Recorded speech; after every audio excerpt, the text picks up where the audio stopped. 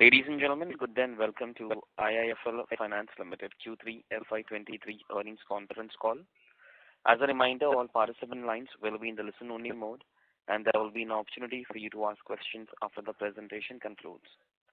Should you need assistance during this conference call, please signal an operator star then 0 on your touchtone phone. Please note that this conference is being recorded. I now hand the conference over to the management. Thank you, and over to you.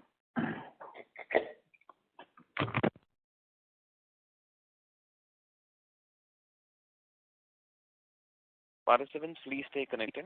The line for the management dropped.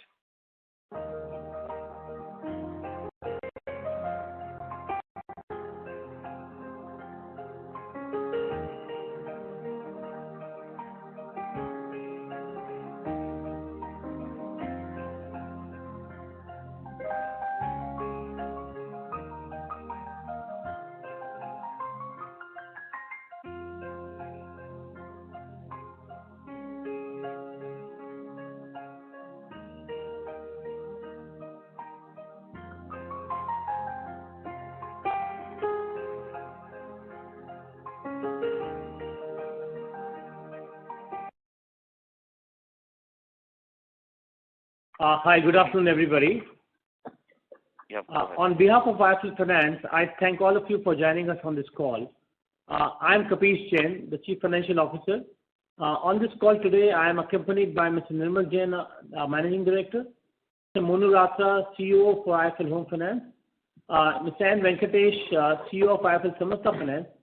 I'll hand over now the proceedings to Mr. Nirmal Jain to comment on the economy and the group's overall strategy, including performance for this quarter. Over to you.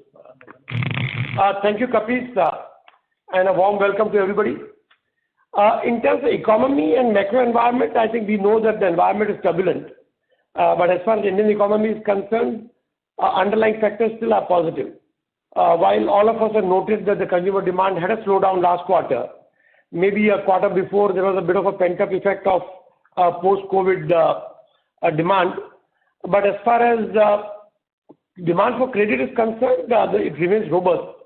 Most of the segments of credit basically continue to see strong growth, double-digit growth for the whole economy or nation as a whole. Interest rates have increased significantly. In fact, RBI repo has gone up by 225 basis points, but most of it has not been transmitted because the longer tenor loans, what we already had, are at a contractual rate. And even at the incremental borrowing, we are able to negotiate better given our track record and the way we have handled the crisis in the last 5 years. So the cost of fund has gone up marginally, and what we also passed on to our customer is a marginal impact and not the the repo won't reflect in a tenor loan of 3 to 5 years. Having said this, I think let's keep. I don't want to comment on the geopolitical or the market volatility, but underlying economy remains strong. Whether it grows by 6.5 or 7.5, that may be a matter of debate, but the demand for credit is growing.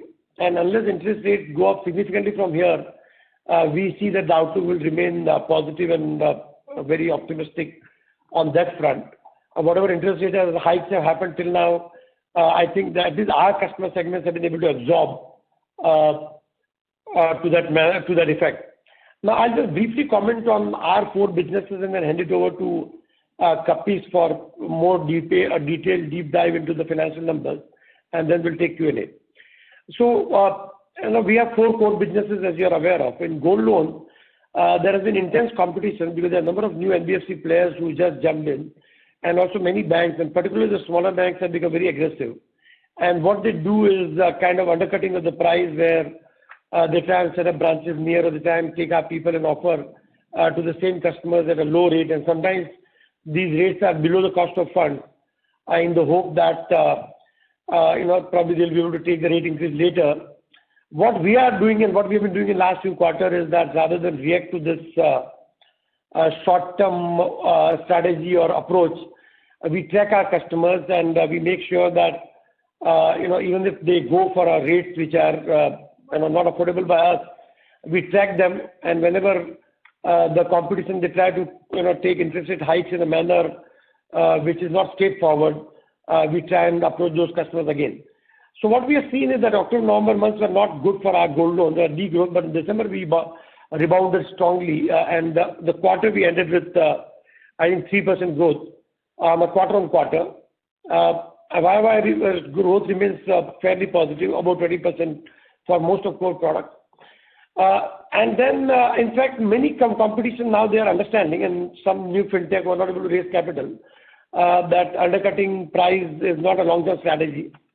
And also, our brand is positioned on what we say CD bar, that we try to be transparent. Even if you lose business in short term, we don't resort to the knee-jerk reaction or approaches where you have a teaser rate and then later it turns out to be something else. Home loan, again, we are moving more granular. Our ticket size is falling. And in fact, there was subsidy receipt. That's what probably would have depressed the growth a little bit, because subsidy gets adjusted in the loan amount of the customer, and to that extent, cost comes down. But here again, probably we would like to see faster growth. The impact is the growth has not been as strong as we would have liked it to be in quarter-over-quarter, primarily because we are moving to a smaller loan. So the number of loans that we are processing is going up more significantly, and the ticket size is falling. And our more and more business is coming from what we call spoke locations, or smaller places, compared to hub locations where competition is intensifying more. But I think as our network has in home loan also, in fact, our branches have grown up significantly in the last 9 months. And as we get into smaller towns and we get market share there, I think the growth will become stronger. Microfinance has seen very strong growth, in fact, 55% YOY. But in the industry, many good players have grown at that pace, and the demand is strong. The environment has become far more positive with the very pragmatic reforms by RBI, where a number of reforms, including removing the price cap and income-based assessment, where the loan amount can be higher. And even our interest rate has gone up, but we should note that we are taking the interest rate increase only on the new loans and not reset the old loan interest rate, and therefore the portfolio rate will grow at a slower pace, but over a period of time it will catch up. And microfinance, I think the industry has turned around very well. We are very well diversified geographically from a strategy point of view. In business loans, we have a loan against property segment that has grown. That again is intensely competitive with NBFC and banks. But what we are trying to do is focus on small ticket property loans, which is like, the ticket size typically can be less than 10 lakh rupees incrementally. So there's the sweet spot that we are trying to target. These are the home loan customers, or the same segments where they already have a loan, the loan has been repaid, then they take a new loan which is classified as a loan against property, primarily against self-occupied residential property or smaller premises. But the digital loan, now we are separated this time, because digital loan is a loan where we kind of do it untouched by hand, where the entire end-to-end processing is digital. Our strategy is to partner with big players who have got digital footfall. In digital loan, if you look at most of the fintech, then they don't make profit despite very high NIM, primarily because customer acquisition cost is very high. What we want to do is that we don't want to incur customer acquisition cost ourselves by aggressive digital marketing, but we are tied up with a number of players, and many bigger relationships are also in pipeline where the testing is going on, and the launch will happen very soon. So we get the leads from these players, and where we share the NIM or the fee in a pre-agreed manner. Now, the digital loan can be personal loan and business loan both. So in India, many times sole proprietor mom and pop shops are like, it's difficult to classify whether it's a business or personal, because many of these self-employed people also use their personal account for business purposes as well. So the digital loan is loan where we are going to get there actually branches may refer, but primarily they happen through our app and through website, and the leads come from partners. So these are I think unsecured loans, predominantly unsecured loans. So you have to keep it separate so that loan against property, which is like a mortgage, can be tracked separately. So with this, I'll hand it over to Kapil to take you through the financial numbers, and we'll come back for Q&A. Thanks. Thanks a lot, Nirmal. Just to tell you about the financial numbers and the performance. IIFL Finance profit after tax, considering the non-controlling interest part for the quarter, was its highest ever at 423 crore, which is up by 37% on a year-on-year basis. It's up by 7% on a quarter-on-quarter basis, same time last year. This, ladies and gentlemen, is largely driven by the AUM growth and also some bit of expansion that happened on our NIM part as well.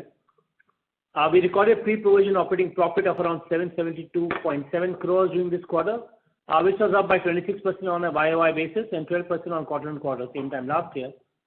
As what Nirmal mentioned, our loan AUM has grown by around 24% YOY and 5% sequential quarters to 57,941 crores.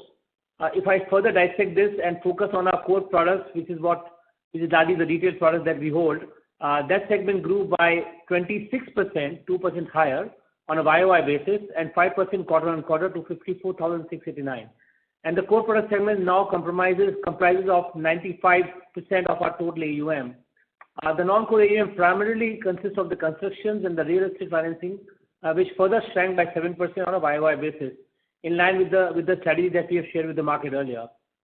As I mentioned, 95% of our loans are retail in nature, and 67% of our retail loans are PSL compliant, which excludes gold loan products. But having said that, gold loan products still qualifies for a zero risk rate for the banks, and therefore banks, even though they are not PSL, are keen to buy these assets from us. Lastly, the retail and the PSL compliant loans are of significant value in the current environment where we can sell down, and with the kind of pristine asset performance that we have shown to this market, banks have always been keen to buy this from us, and we ensure that we have a proper management and oversee on these assets from a collection, recovery and risk management perspective. In line with the capital optimization strategy, 39% of our AUM is either assigned, securitized or under co-lending, and bulk of it is now under assignment and co-lending. And going forward, we'll see a larger share of co-lending emerging in this number. The assigned loan book currently stands at 15,939, up by around 67% from last year. Besides this, there are securitized assets of 1049, which is going down. And the co-lending book is the key highlight here, which I should mention is from zero almost gone to around 5,700 crores in this particular quarter end. It has been made possible by new relationship that we've added on the co-lending piece. We've added UCO Bank and Punjab and Sind Bank for co-lending of our gold and home loan products, including the MSME LAP products.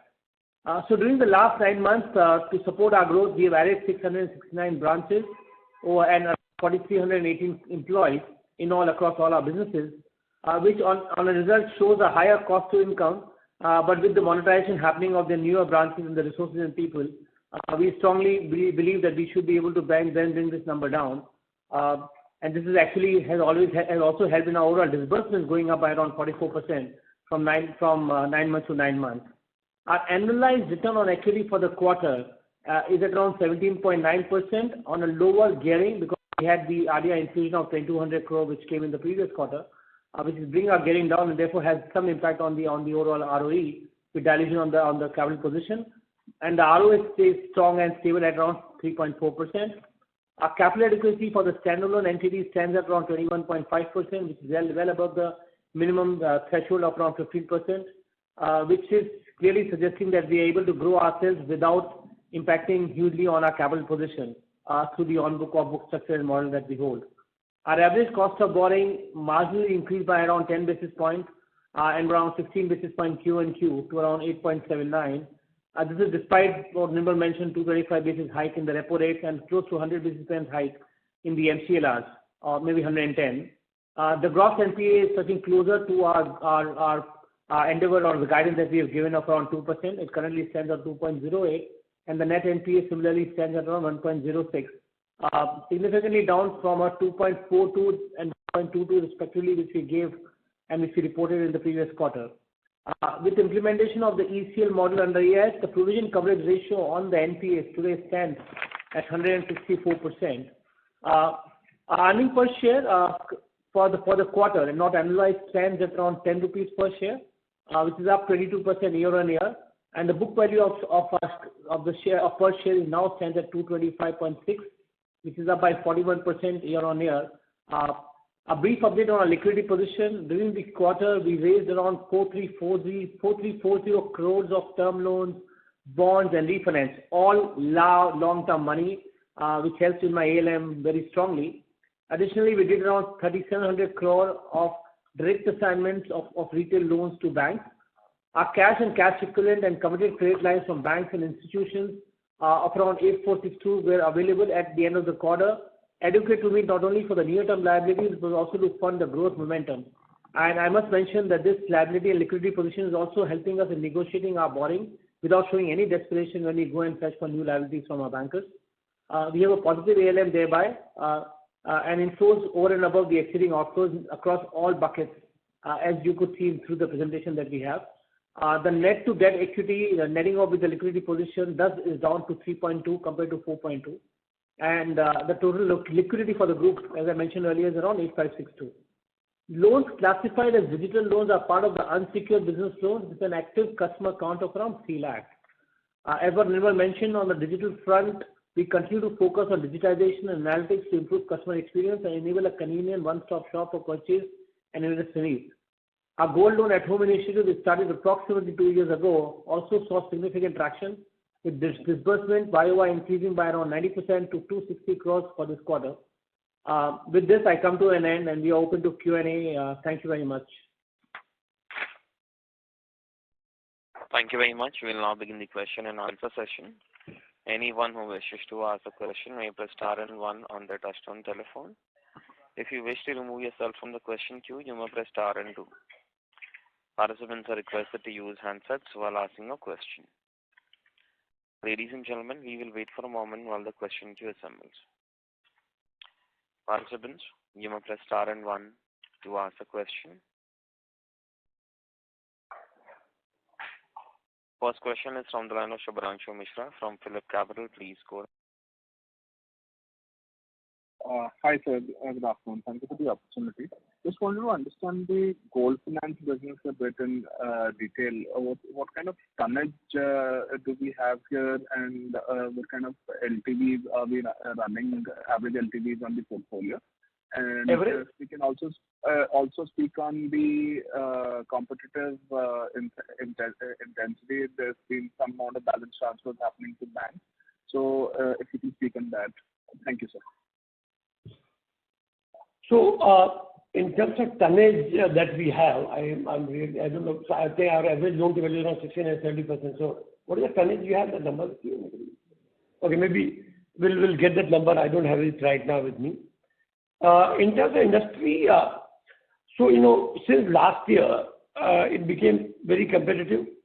But what we are seeing is that there are a few new players, and they try to do balance transfer. And in terms of, so there's a practice that happens in this industry.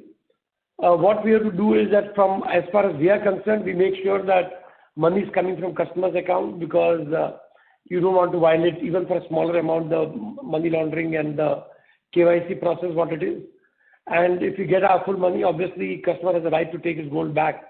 But the competitor that is trying to do balance transfer has to put money in customer's account without the gold, and to that extent, and then normally what they do is that people will accompany the customer, get the money transferred to customer's account, customer will transfer to our account, and then basically release the gold. This is as far as outbound balance transfer is concerned. Inbound, we don't encourage normally if customer is very old and known, but other than that, I think customer have to come on their own. Understood, sir. And tonnage, will you come back to me, sir? 55 tons, I think. 55 tons, and this has grown on a YOY basis and a QOQ by how much, sir?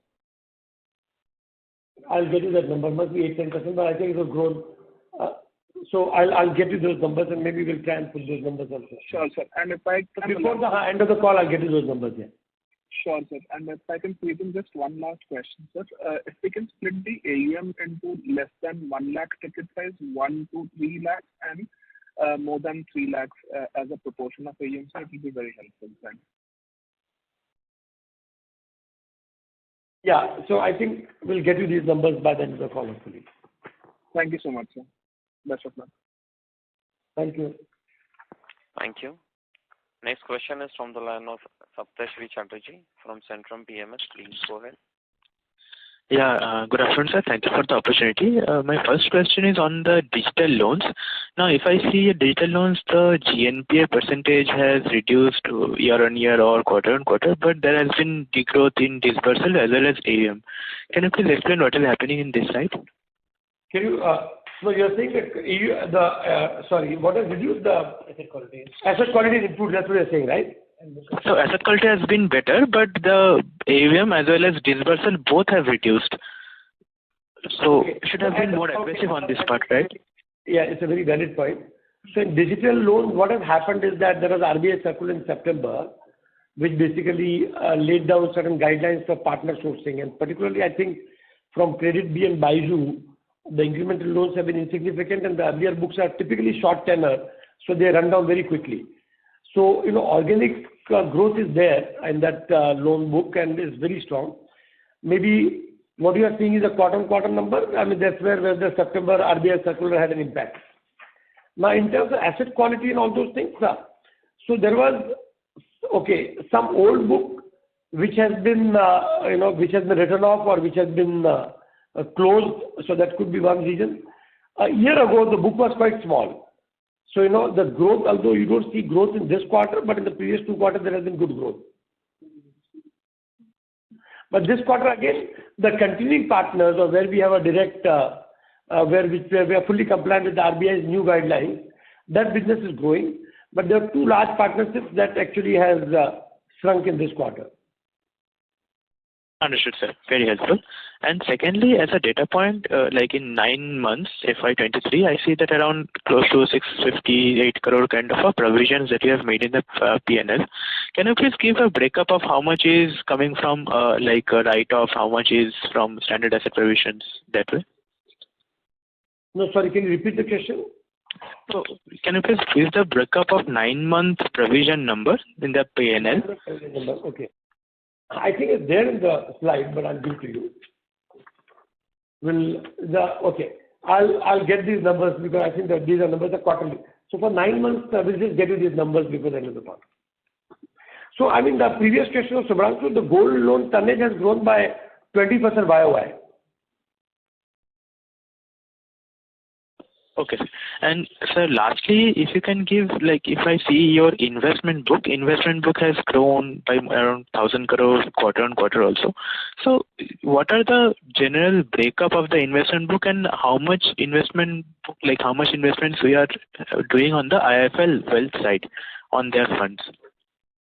No, this data is not correct actually. I don't think they have grown by quarter on quarter by 1,000 crore. Unless they are including mutual funds or the liquid assets in this. So, and where have you got this 1,000 crore number from?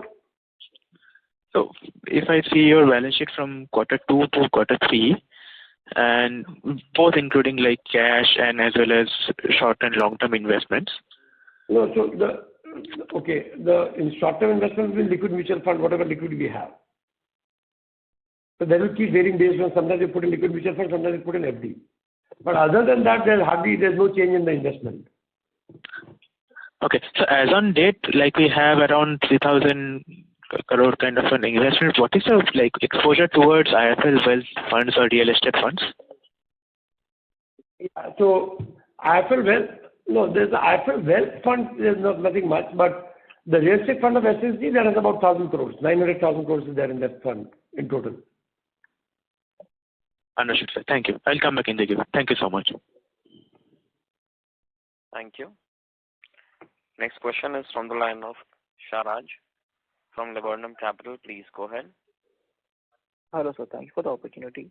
So my question was again on the write-offs part. The MFI book, we've taken around 100 crores of provisions this quarter. And again, there's apparently been some write-offs here because the PCR hasn't gone up. So can you quantify this amount? So there's 123 crore write-off in the MFI book. And primarily because there are some of the old loans. Although we continue our effort to recover, but above 180 days or the older loans that we written off. And there was provision last time also. So there is a provision which is there last time, and also additional provision is being created on the book, which is growing faster. If I see the provision, it's actually come down quarter on quarter, the overall provisions on the MFI side.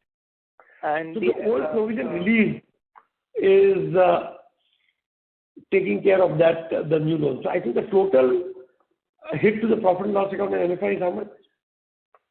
Because I think the provision was done in last few quarters, and against that we have written off the loan book. So some of the older loans, they get fully provided for, given the provision policy that we have in MFI. And out of that, some of these things have got written off. So can you quantify the amount again for the write-offs we've taken? Yeah, I'll just give the amount 1 second. Okay. And so, have we seen incremental slippages? Because if I look at the stage 3 again, it's come down by around 35 crores only, whereas the provision we've adjusted is around 100 crores. So do we continue to see some slippages here?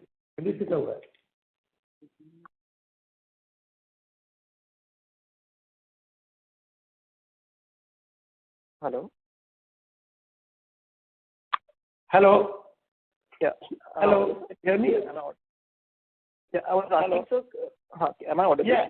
So I'm saying in MFI, we have taken 105 crore rupees of total net provision. Total hit to P&L including the write-off. Yes. So the write-off plus new provision minus old provision is 105 crores. No, I wanted a write-off figure actually, sir. Just the write-off figure. I think write-off figure 123 crores. 123 crores.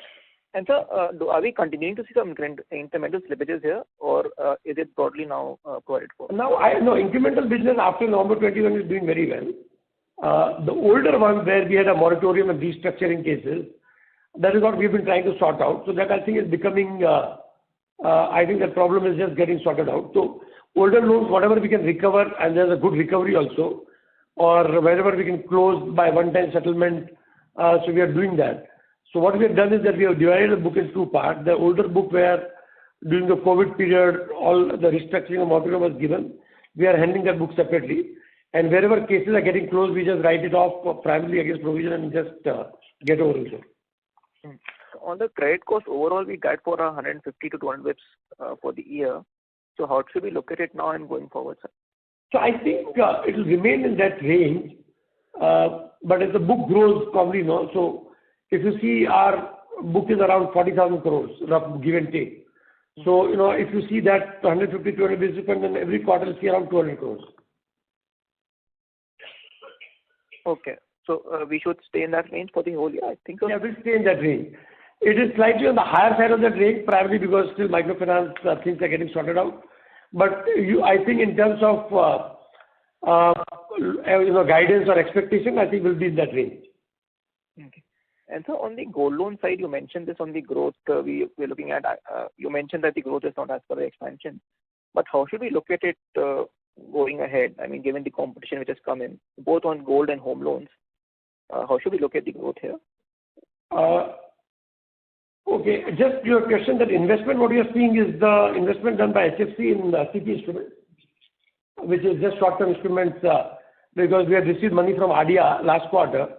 So that money is not fully deployed, so that money is invested in short-term instruments. Coming back to your question on gold loan and home loan. So, gold loan in last 10 years, we have seen these kind of things happening in spurts where there are some new players come and they think that they can take the market by undercutting. And after some time, they also realize that this is mug's game in which, nobody wins. What I think about gold loan, that what we are seeing this quarter, the gold prices have been firm and gold loan should do well now. Whatever we have seen is the worst is over, at least in terms of the cut-short competition and the impact of that on the price. And if you don't want to compromise or you don't want to be in that game, then obviously you lose the growth. But I think that is over, and we should see much better time for gold loan. Coming to home loan again, the segment that we cater to, which is a mid segment, which is around 10, 15. Maybe Monu is there on call. Monu. Yeah. Maybe can you take this question? His question, you would have heard that how do you see gold loan competition of the environment here? Absolutely. Yes, we have seen that with the interest rate cycle going up and some competition also beefing up. But if you would see that in the last 2 years, we've been expanding ourselves pretty deep in the geographies in the tier 2 and tier 3 towns. So we see that as our distribution also increases, if at all there is any slight slackening in the hub or metro areas, we should be able to offset it by our distribution which we have in tier 2, tier 3 towns. and our ability to price comparatively with co-lending also in place, I think we are good to see the growth in home loan to continue. So I think what is the competition is intensifying mostly in larger cities. So maybe say top 20 cities or top 30 cities. But our strategy is to expand beyond that, where still competition has not reached or is expensive, maybe because the business is not so much as to cover up for many new players, and we can ride on the golden brand network as well. Am I right, Mohan? That's what you're trying to say? Yes, absolutely. So the distribution and reaching out to tier 3, 2 and 4 markets is there, and this is reflective in our current quarter's performance as well. But here the problem, as you mentioned, is like basically the ticket size is much smaller. So the overall delta on the book will be lower, right? Or do you expect even the smaller ticket size will be able to generate enough volume to give the 20% growth we've been targeting? Absolutely. So I think to answer this, if you will see that if you look at the HFC numbers, there has been an increase in distribution and the operating cost also there. But at the same time, we are able to have a very consistent growth plan. For example, whatever we grew in the last complete year, we've already done that in the first 9 months itself. So we are pretty confident of continuing this growth because of the efficiency of the technology which we use as well. And obviously, they come up with a better spread than what we get in the urban areas. So we should be pretty consistent for growing as well, along with the profitability as well. So our ticket size has already come down quite a lot in last few quarters. So now this is the level at which this is the ticket size which is a sweet spot for us to operate. So that damage to growth or the impact on growth has already been taken, I think, more or less. Yeah. Because we are now at 14-15 lakh rupees ticket size. So we already gone into these smaller places. Okay. And so one last question on the co-lending piece.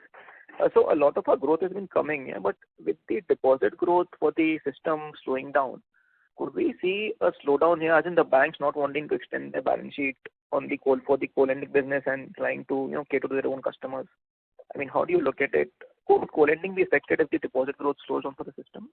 No, I think it's very unlikely, because today, if you ask me, the demand for co-lending is maybe 10 times what we can offer. So, what is happening today is that banks still need, in last so many years, if you see PSU banks and many other banks, PSU banks in particular, they haven't really expanded the network while the economy and credit demand has grown much faster, or they've expanded much slower. So the demand is much stronger, and still the credit deposit ratio is quite low. If you see the PSU banks balance sheet, then they still have to catch up. But keep that aside for a moment, say that the deposit environment really becomes very difficult. So what is happening is that the CASA is moving to fixed deposit. It's not that the money is not there in the system. And secondly, if you look at as a company, even if we have to take the loans on our own books, it will not be very difficult for us. Supposing, for theoretically, although I don't think that there's a possibility, at least in the foreseeable future, that we don't have to do co-lending. We can very well keep the loans on our book and grow like any other NBFC for that matter. Will we have the enough bandwidth for that, sir? I mean, the bandwidth we have, we are managing the loans as of our own. We are talking about equity maybe. Yeah, liabilities and probably, yeah. So that's not a problem today, actually. So in terms of liability and equity, so like our the capital adequacy in housing finance almost 49%. And our gearing is 3 times. So we have enough room to grow on our own should there be a need for that. But at this point in time, we see that there is tremendous latent demand. And, in fact, we are not able to, and of course, it takes time to build up your systems, people, train people and network. But the demand is very, very strong. Okay. So most for both. See, what is happening today, the banks also for 9%, 8-9%, their cost of fund is 3-4%. They get retail credit where the losses are minimal.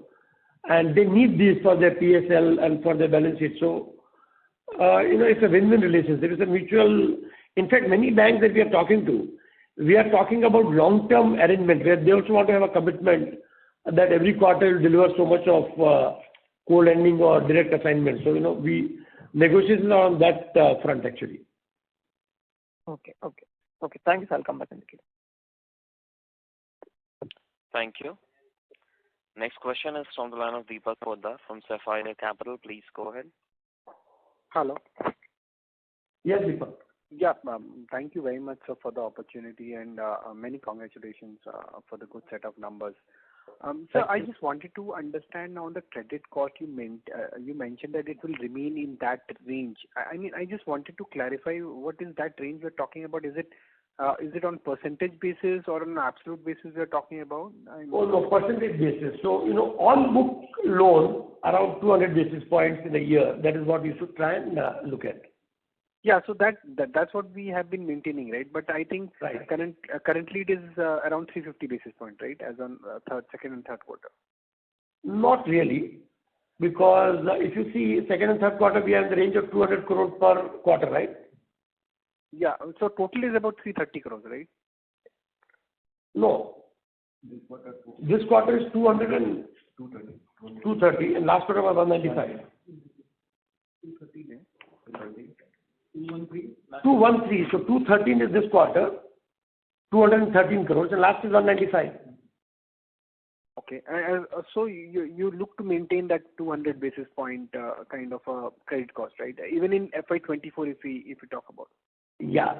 So there is some benefit from old things getting sorted out, but we want to be conservative because we have a digital loan which are unsecured, and probably there's still small things that is growing, so we need to keep.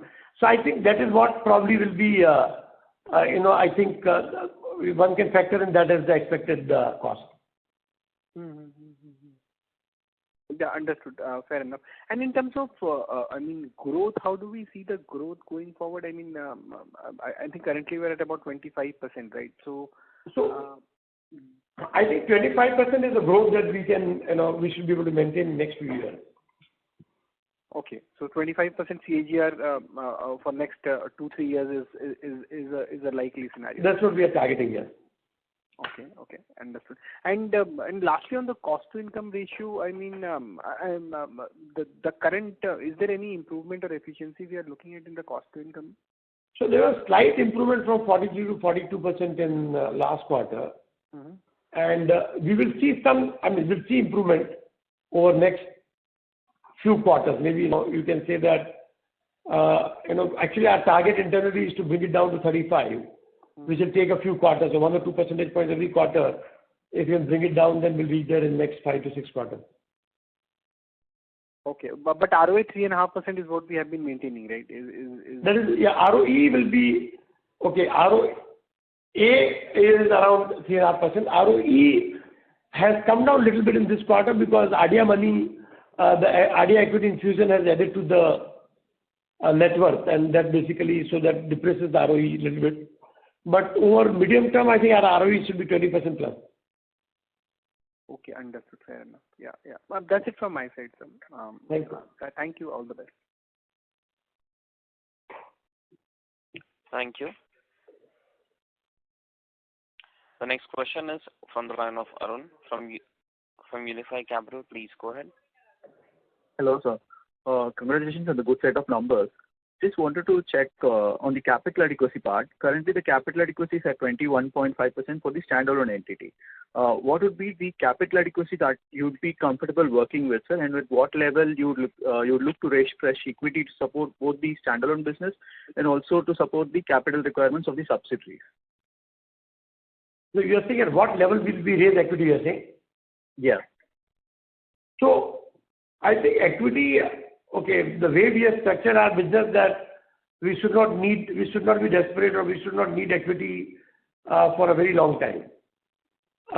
Having said that, when we raise equity also depend on the market valuation, but is unlikely in the near future. So I think our business model is a little different. Once market and investors have understood it very well, and when we believe that they are giving us a fair valuation, there's a time we can look at it. Or if there's an acquisition opportunity or something, we can look at it. But at this point in time, we don't see any need to do this thing. Okay. Is there any covenant with the lenders that... Sorry? Is there any covenant with the lenders that the capital adequacy shouldn't be less than 20% or 18%? Yeah. So there is I think that there in the microfinance, microfinance has been one notch below in terms of credit rating. But we'll negotiate because we don't need that kind of covenant given our track record. But yeah, some lenders in microfinance have a covenant of 18% capital adequacy. Okay. So coming to one question about 9 months, that our profit and loss account hit is 657 crores for loan losses and provisions. And in terms of total write-offs, we have done is 736. So on the net basis, additional provision, the provision release is 79 crores. Yeah, sorry, you can go take to the...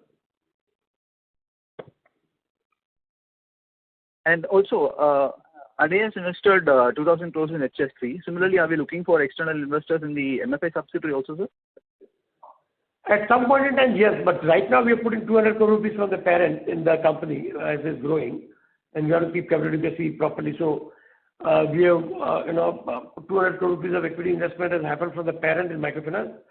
But at some point in time, we'll look at a strategic or a financial investor in microfinance.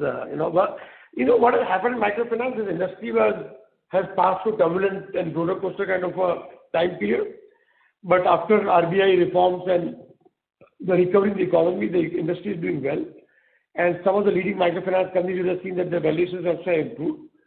So at an appropriate time, what we can do is over the next 5 years, I mean, there's not immediate future, is that HFC and microfinance, when they become large enough, then they can be separately listed. Just like we did with our parent company.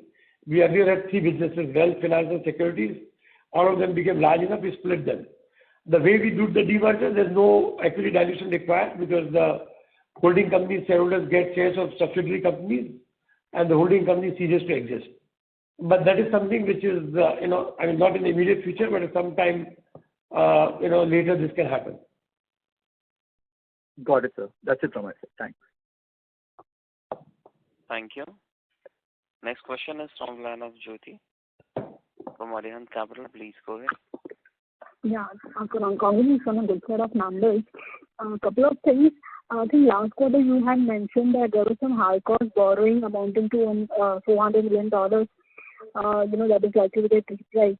So has that happened in this quarter? No, so 270 million is outstanding. Dollar bond. 270 million. Okay. 1 second. Out of, right, it's 270 number. I'll just reconfirm number. Give me half a minute. Okay. And that is I think due for payment in April 23, and which we are fully prepared because our cash is much more than that. So we're talking about roughly 2,000 crores or thereabout. And there also, if we get an opportunity, we can prepay some or buy the bonds in the market and close that faster. But at this point in time, what is outstanding amount? 2,000 crores. 270 to 75 million. So that we are fully prepared to repay. So nothing has come in this quarter, right? No. Okay. So most likely next week. Now I think that the residual term is so short that it will be difficult to prepay because people, it's just 2-3 months, so everybody will wait and just close it. Mm-hmm. Broadly on the margins. It's just about 2.5 months left. Okay. So broadly, how do you sense margins, to shape up in next fiscal, given the fact that, the current levels, do you feel like you can sustain the, this current high level of margins going forward? Yeah, I think our strategy is to go granular, and that is how we can maintain the margin. So the smaller ticket we do, there's impact on operating cost and the network required, but that basically allows you to have higher margin. Okay. And on the gold loans, you did describe, but if you can just give more details about how do you see, growth happening on that side. Because if you see for other NBFCs, who are the gold loan NBFCs, their AUM growth is not happening. What makes you say that, probably that they are here to come for the, on the gold loan side? So actually in 2020 and 21, we expanded our gold loan branch network very aggressively. And, we have, as you would have seen if you've been tracking our company for a few years, that has resulted in significant increase in operating costs because the branch network has almost gone up by 40-50%. So that is what is helping us to maintain some growth. But logically, I think if the industry revives, then we should grow faster than what we've been growing. given the expansion that we did. So I think other players that you're talking about, if they had not grown their network maybe as aggressively, then obviously the same store sales, what you can call them, have been under pressure in last few quarters. Like it's too early in this quarter, but I think probably you'll see some recovery in this quarter. Okay. And on the home loans, do you see the competition is relatively less in smaller ticket size loans, like less than 20? Whereas for higher ticket size, we are seeing the competition, and plus there's been slowdown in the growth, across the players, for the banks and for the NBFCs as well. So how do you sense that? No, so in home loan, you're right. In a smaller ticket size, the competitive intensity is slightly lesser. Although there are some new NBFCs, but they're very small and regional. So when you look at the whole country, then the relatively speaking, the small ticket size, which is less than 20 lakh, 15, 16 lakh, or even 10, 12 lakh rupees, the segment that we are now catering to, has lesser intensity of competition. Again, we should understand it's not easy for anybody to become a competitor in this segment, because it requires network of branches and people who can do, say, the title verification valuation in smaller places, and which is operating cost. And when you have small ticket loan, it takes longer to break even. So competition lesser. And that is where banks are also very comfortable doing co-lending and even long-term co-lending partnership with us. Okay. And so these digital loans are nothing but the business loans, right?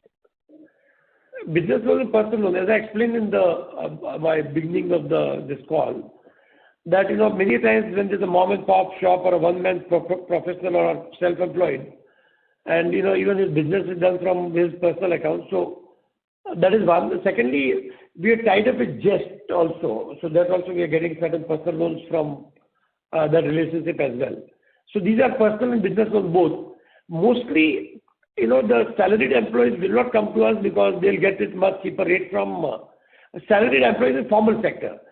So they will get it a much cheaper rate from big banks like SBI or HDFC.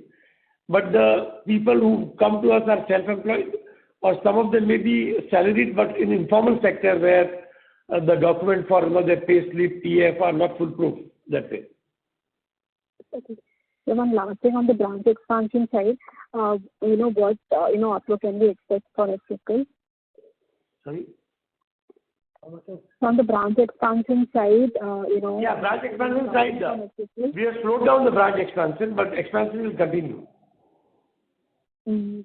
So we have a team that does the data analysis and keeps tracking the opportunity areas, and we set up branches. I think branch expansion at normal pace will continue forever.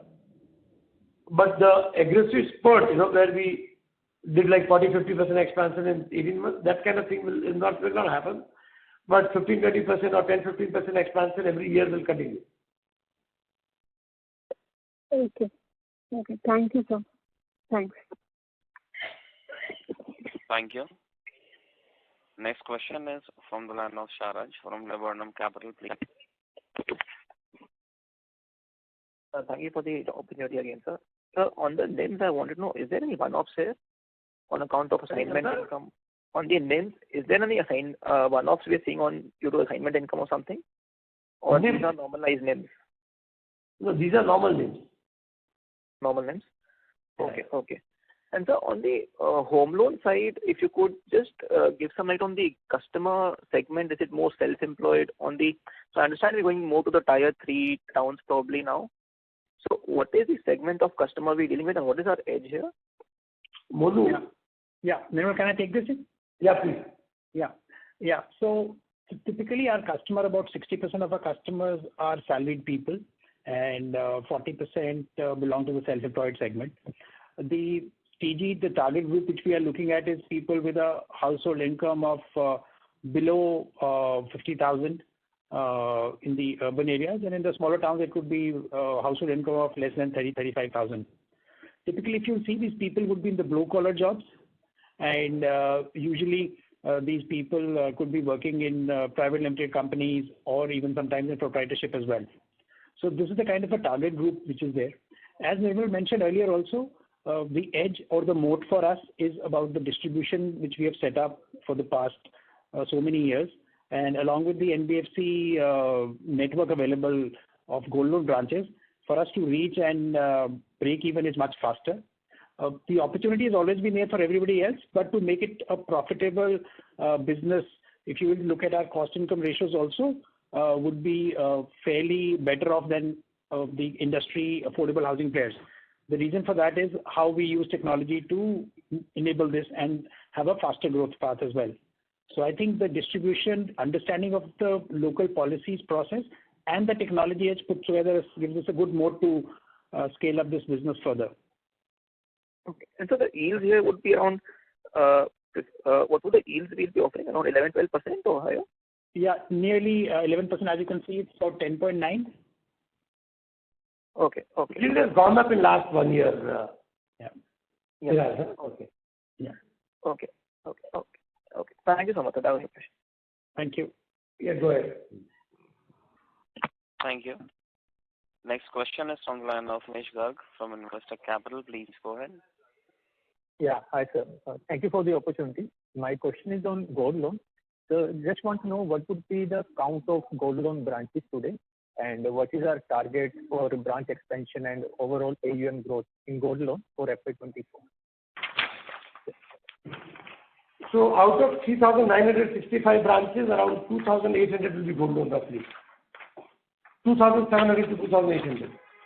So okay, I'll give the exact number. Sorry, gold loan is 2,589. So 2,589 branches. Okay. And what is our target for FY24 in terms of branch expansion and AUM gold loan? So I think we'll set up another 300 branches. Maybe we'll reach 3,000 by FY24 for sure. Okay, sir. So our average cost is about 8 crores. That we'll like to take it higher to 9, 10 crores.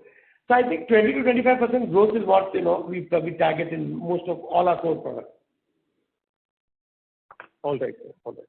Yeah. Thank you. That's it. Next. Thank you. Next from the line of Nischint Chawathe from Kotak Securities. Please go ahead. Hi. Two questions from my side. One is on the branch. Your voice is not clear. May I request you to speak through the headset, please? Yeah. Is this better now? Yes, sir. Thank you. The question is, first is on the gold loan branch. Around 300 odd gold loan branches. Just to clarify, you don't need to take any regulatory permission for adding branches, right? No, okay. Now there's a bit of ambiguity on this, but to be safe side, we take regulatory approval. So we took approval, we got approval for 1,000 branches in 2020.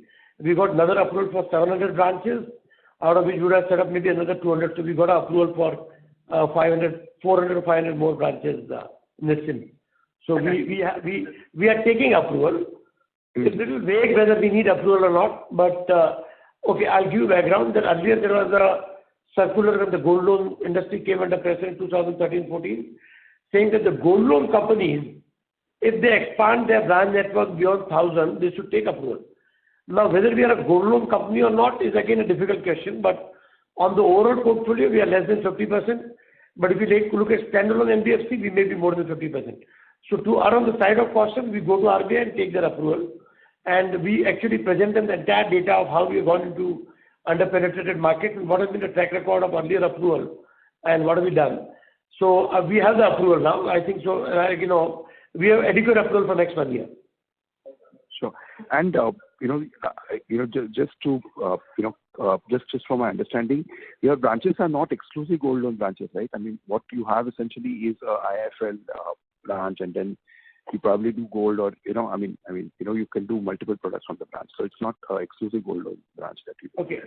So practically speaking, if you look at our gold loan branch count is 2,589.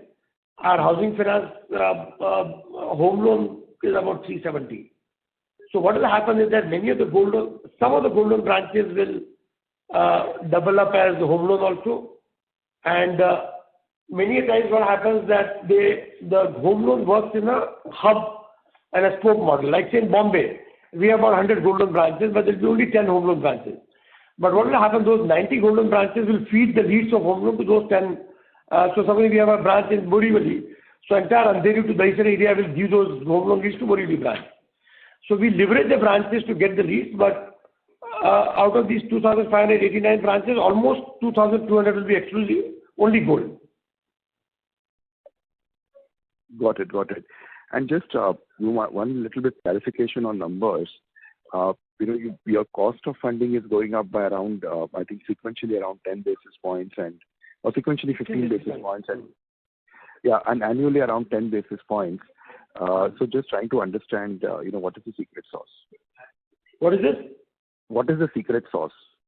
Yeah, I think it's a good question. So one is that, we have a longer tenor loan, and I think if you see the loans before 2018 were even more, the interest rates were higher than what it is today.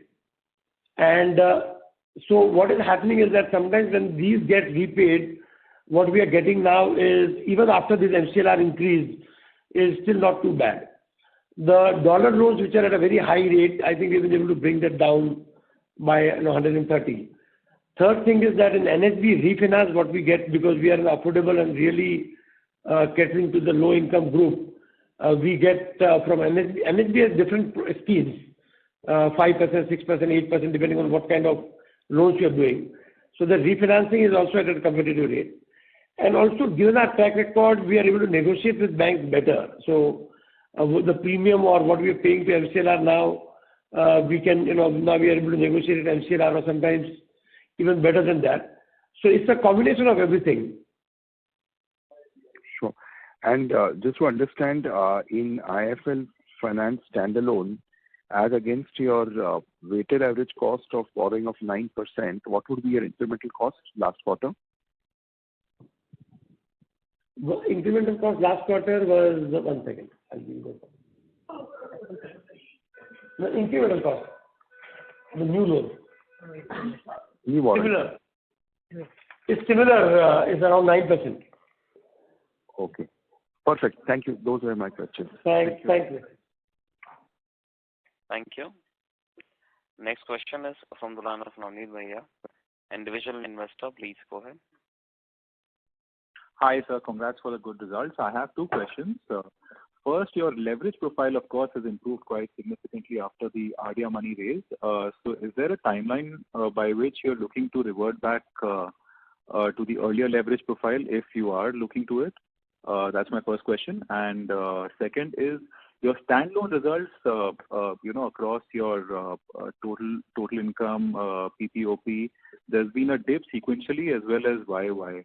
So while you've mentioned some reasons on the gold loan competition, etc., but if you can throw some more insights on that.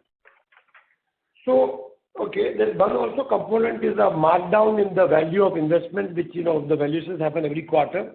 And that's why you see that the fair value gain is a little negative. And so the standalone book basically comprises the old business loans, the construction finance, and gold loan. Gold loan has been under competitive pressure, and there is a bit of a markdown on the investment that we made.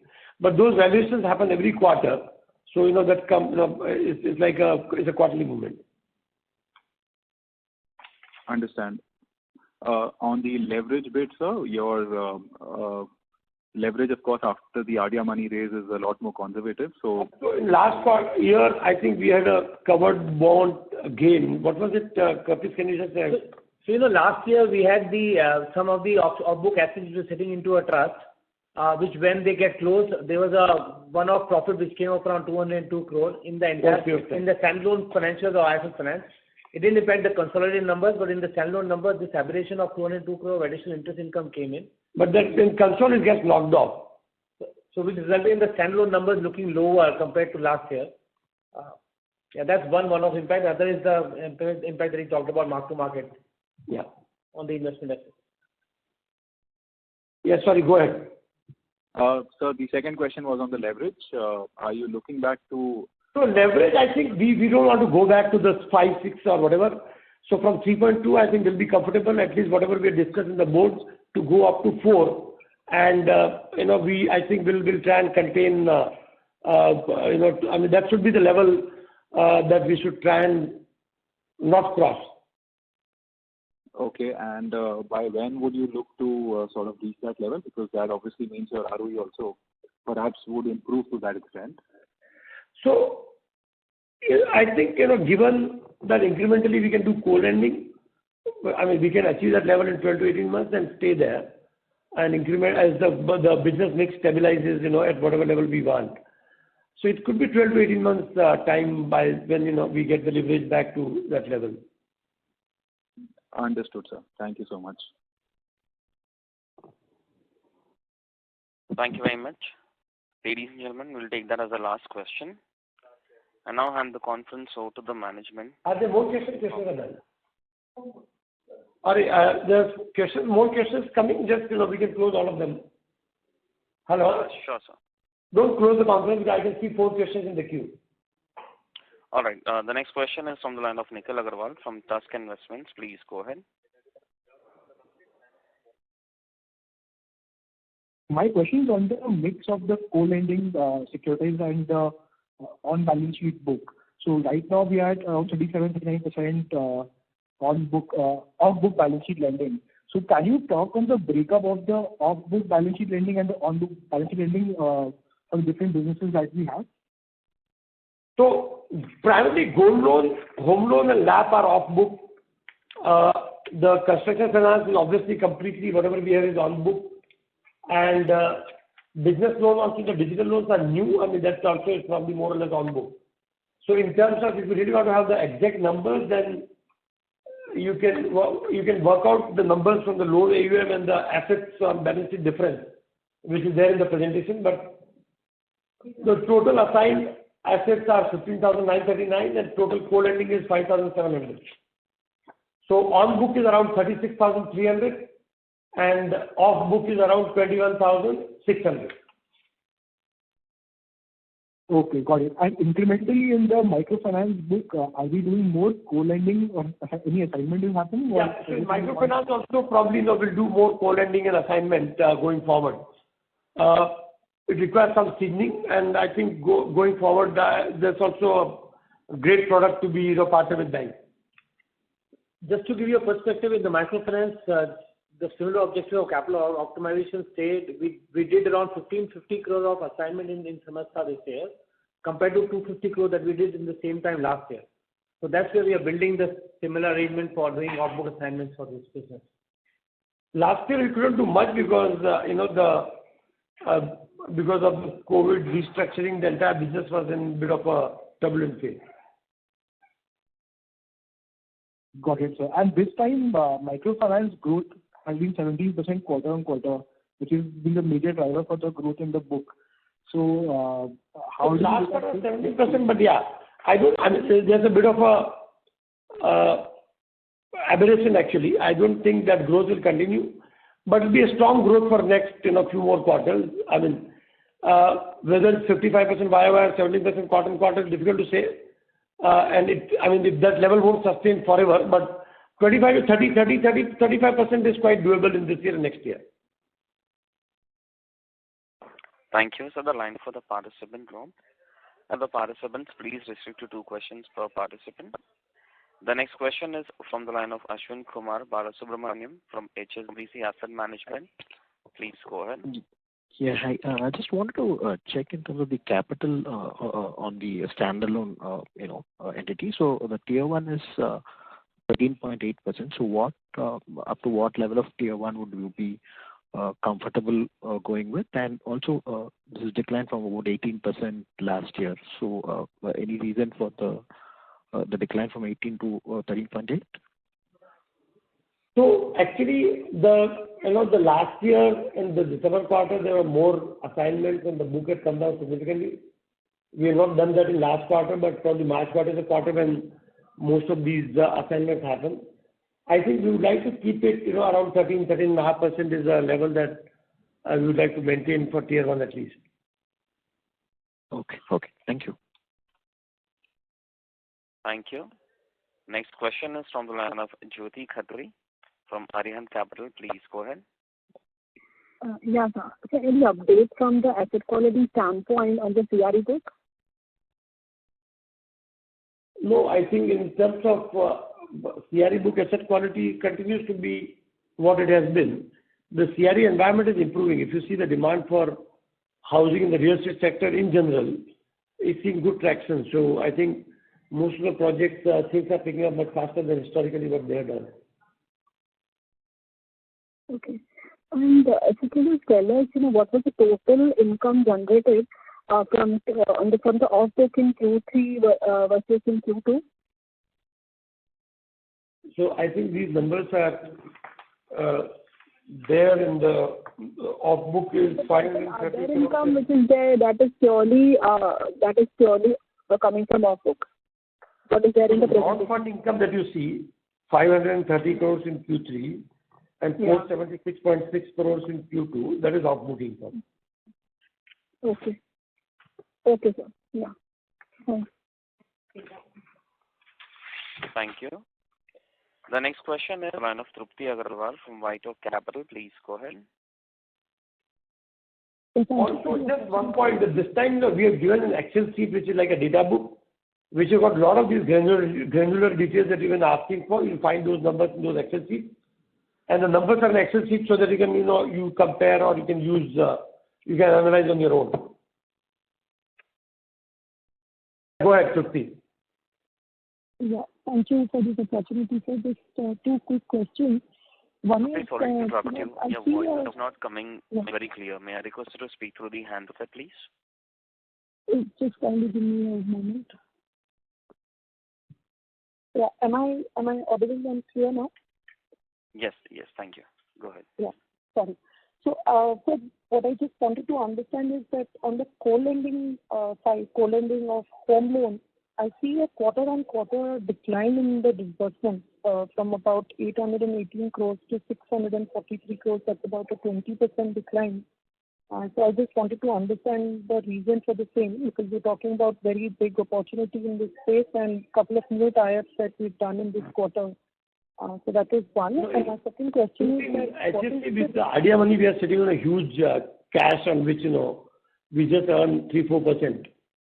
So although we have a relationship with the banks, otherwise ideally we shouldn't do any co-lending till we utilize our cash, and have a huge negative carry there.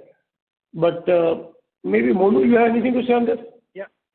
So this is one reason which is there, as Nirmal mentioned, and also we have been seeing that we have also been now added a bit of our non-HL book, the loan against property also has got into co-lending as well. So if you put both together, they're almost the same as last quarter. But as Nirmal said, we have ample liquidity we're sitting on, so we'll better consume that first rather than having a negative carry. Sure. So sorry, did you say that now we're doing the LAP along with home loans? So put together, the disbursement would be almost similar to... Is that what you said? Okay. Yes. Got it. And my second question is that, I just wanted to understand the reasons for such a sharp increase in operating expenses in the home finance subsidiary, both on a quarter-on-quarter and 9-month basis. What really is the nature of these expenses? Yes. There's the expansion of branches and people happening mostly in... Yeah, you're talking about HFC. Monu, you're talking about HFC? Yeah, HFC. I'm talking about the HFC. Yeah. Oh, Monu.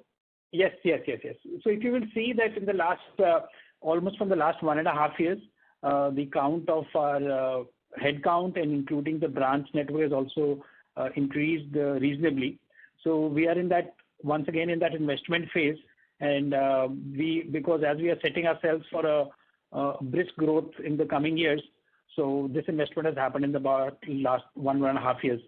However, as you will see as we are going to tier 2, tier 3 towns, there is an increase in the operating cost. Similarly, the spreads have also improved because in those markets you can earn a better spread. So now the investment phase is evening out. From here on, we should be able to come back to our original operating ratios as we get these branches more productive. So how many home loan branches do we have at the end of this quarter? 370. Total about 370 branches. Got it. I'm sorry if I can just ask one last question, which is in the business loans, sorry, what exactly has been the issue on the digital loan side? No, the digital loan side, RBI came up with a circular which put down certain guidelines about partnering with fintech in terms of FLDG credit, the money is to go into customers' account directly and not through these partners. So the number of such conditions were put. And that is what has impacted. So there was, we have many partners in digital loan, and particularly two partners which are fairly significant. That's where the business has come down. I think it's a process change because like money going to customer instead of through the partner and many such things. We are just operational issues. We put it down, we try and sort it out. In terms of underwriting, we always want to do credit underwriting ourselves. So some of these partnership business will also come back. It's just a matter of time. I think this circular, if I'm mistaken, not came sometime in late September, and that is why you see last quarter there's some impact on a couple of partner business. Sure, got it. Thank you so much. Thank you. Thank you very much. As there are no further questions, I would now like to hand the conference over to management for closing comments. Yeah, thank you very much, ladies and gentlemen, for joining us on this call. I think it was a very detailed conversation, and I hope we'll be able to address all your query. The data book should also help you to do further analysis, and it's in Excel form for your convenience. If still anything further remains, do come back to us at our investor relations email ID, and we'll be happy to address it back to you. Thank you. Thank you so much. Have a good day ahead. Thank you. Thank you very much. On behalf of IIFL Finance Limited, that concludes this conference. Thank you for joining us. You may now disconnect your lines.